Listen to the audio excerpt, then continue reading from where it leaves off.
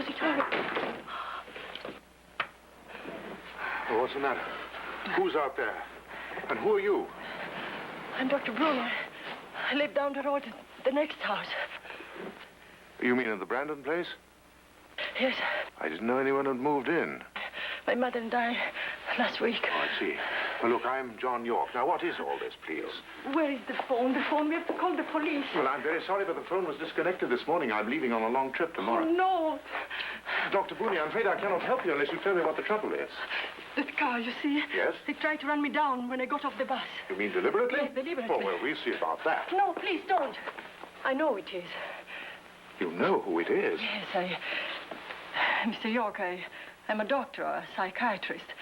The man out there is one of my patients. One of your patients? Well, yeah. If he's as dangerous as that, don't you think you ought to have him confined? Yes, I intend to. Tomorrow I'm telling his family and making arrangements for his commitment. I see.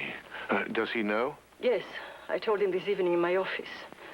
He became violently upset and threatened all sorts of things. And you took a bus home at this hour?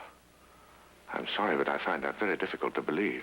Oh, but I had to work late on paper, and my car is being repaired, and all of a sudden I realized I didn't have money enough for the taxi, that's why. Well, you could have paid it when you got home, or your mother could have. Well, my mother, she's in the country. I live alone there. Oh, I see. And besides, after the first shock, Mr. Blaine became quite docile. When he left me, there was nothing in his manner to indicate anything like this. But what made him go to you in the first place? A woman psychiatrist. You must be a very good one. Well, I'm quite successful, I guess. I work hard to the exclusion of everything else. Well, why don't we just sit down for a little while? Maybe he'll go away. Don't disturb, thank you. Look, are you sure that it was Blaine? I mean, did you see his face? Of course. I also recognize his car. I'm sorry to disturb you like this, but I saw the lights outside. Well, yes, of course. What else could you do? Where else could you go? Yours is the nearest house, and that's over a block away. Mm-hmm. I'm not all right.